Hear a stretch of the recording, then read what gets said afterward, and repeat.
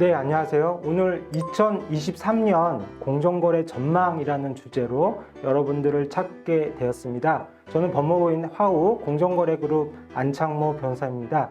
예, 안녕하세요. 법무법인 화우 공정거래그룹의 홍석범 변호사입니다. 아무래도 전망을 하기 위해서는 2022년도를 한번 돌아보는 게 필요할 것 같아요. 예. 작년에 공정거래위원회의 어떤 법 집행이나 규제에 대해서 변호사님이 한마디 말씀 주시면 좋겠습니다.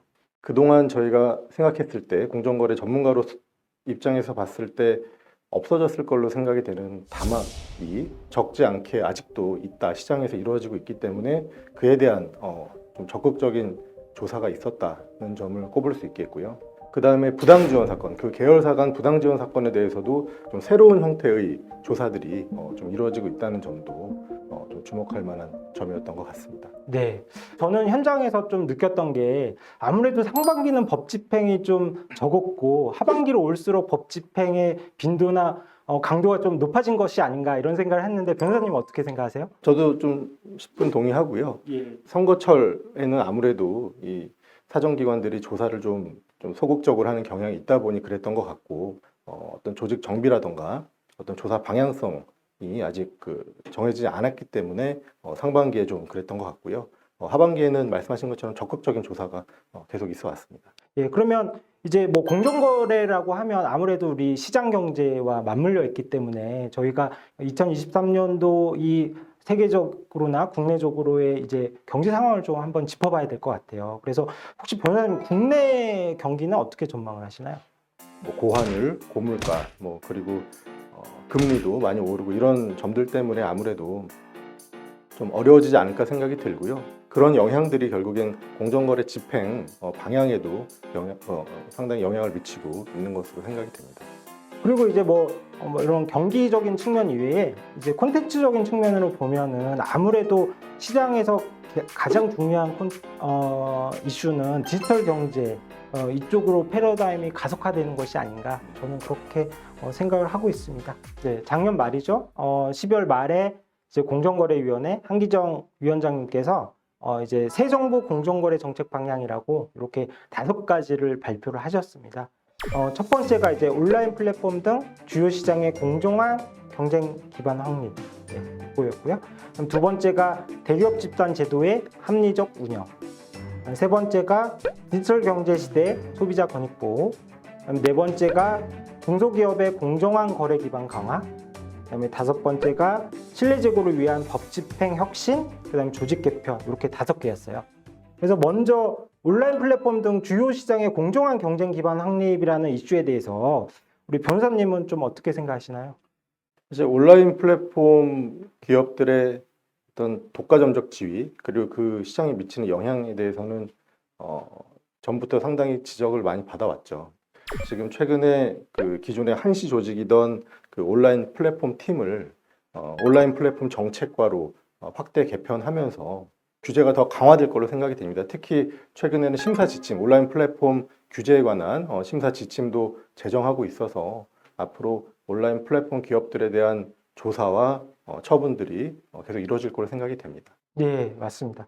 그리고 이제 저는 추가로 하나 이제 말씀을 드리고 싶은 게 이제 K기업 화제가 이슈가 되면서 온라인 이 플랫폼 시장의 독과점 이슈가 좀 터졌는데요.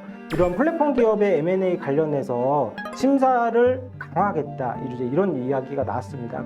킬러 M&A만 있는 것이 아니다. 현장에서는 이 킬러 M&A에 대해서 너무 한쪽 편으로만 치우치지 않았으면 좋겠다. 이런 현장의 목소리도 있더라고요. 그다음에 이제 대기업 집단 제도의 합리적 운영 이런 이슈가 있어요. 그래서 2023년도에 좀 이슈가 되겠다고 생각하시는지? 여전히 그 부당 지원, 나아가서는 사익 편취에 대한 규제는 계속 강화될 걸로 생각이 되고요. 다만 참고할 만한 거는 금리가 좀 오르면서 자금 대여에 있어서는 이 차입 기업이 시중은행에서 빌릴 수 있는 금리가 정상 금리로 그 기준으로 평가가 되는데 아무래도 그 금리가 오르다 보니 그 이자율도 더 높아질 걸로 생각이 됩니다. 디지털 경제 시대의 소비자 권익 보호 관련해서는 공정거래위원회에서 쇼핑몰 관련돼서 쇼핑몰의 영업을 임시적으로 중지하는 이런 명령을 몇십 년 만에 처음 한 걸로 제가 알고 있거든요. 친환경이라고 얘기를 하면서 사실은 뜯어보면 친환경이 아닌 이런 페이크 기업들에 대해서 아마 소비자를 구하기 위해서 공정위가 굉장히 적극적으로 법 집행을 하지 않을까, 저는 이런 생각을 했습니다. 예. 그다음에 네 번째, 이제 중소기업의 공정한 거래 기반 강화 관련돼서 이제 변호사님이 또 이 중소기업 업무를 굉장히 많이 하고 계시잖아요. 이쪽 좀 전망을 해주시면 좋겠습니다. 이 물가가 오르고 하다 보니 그 원자재 가격이 급격하게 상승이 되어 왔죠. 그러다 보니 그 한기정 위원장께서도 납품 단가 연동제를 법제화하겠다라고 말씀을 하셔서 그 부분이 좀 앞으로 주목해야 될 법 개정 내지는 법 제정에 관한 사항으로 생각이 되고요. 다만 우려되는 거는 납품 단가를 원자재 가격에 연동시킨다고 했을 때 그 연동시키기 위한 기준이 좀 모호할 것 같아요. 예컨대 어떠한 원자재에 대해서 연동시킬 것이냐, 모든 걸 할 것이냐, 아니면 일부만 할 것이냐, 또는 지금 기준으로 했을 때 뭐 3개월 단위로 할 것이냐, 뭐 6개월 단위로 할 것이냐, 이런 여러 기준들이 정비가 돼야지만 시장에서 좀 혼란이 줄 걸로 생각이 되고요. 또 기술 탈취에 대한 규제도 계속 강화될 걸로 생각이 됩니다. 왜냐하면 기존의 기술 이용 감시팀이었죠. 역시 한시 조직이었던 팀을 과로 승격시켜서 만들었다는 점은 공정위에서도 기술 탈취 사건에 대한 규제를 강화하겠다는 의지를 보인 걸로 생각이 됩니다. 네. 마지막으로 보면 이제 뭐 요즘 공정거래위원회가 지금 이제 조직이나 역할에 대해서 굉장히 많이 고민을 하고 있는 것 같습니다. 그래서 조직 개편의 핵심은 제가 봤을 때는 조사와 정책 기능을 분리한다. 그다음에 심판의 독립성을 강화한다. 저는 이런 조사와 그다음에 정책, 심판 기능의 독립화, 이런 거는 어떠한 형식으로든 있을 것 같고요. 그다음에 이제 절차적 권리 강화가 공정위 안팎으로 논의가 되고 있는 것 같습니다. 80년대 보면은 형사법이 실체법보다 이제 절차법이 강화되는 그런 시절을 겪었거든요. 제가 보면 이제 공정거래 관련된 분야가 이 절차법적인 이슈로 넘어오고 있는 것이 아닌가, 그런 생각을 하고요. 그래서 오늘 뭐 짧지만 저희 홍석범 변호사님과 제가 새 정부의 공정거래 정책 방향에 대해서 말씀을 나눴는데요. 마지막으로 딱 한 말씀 정도 해주시면 어떤 게 있을까요? 네.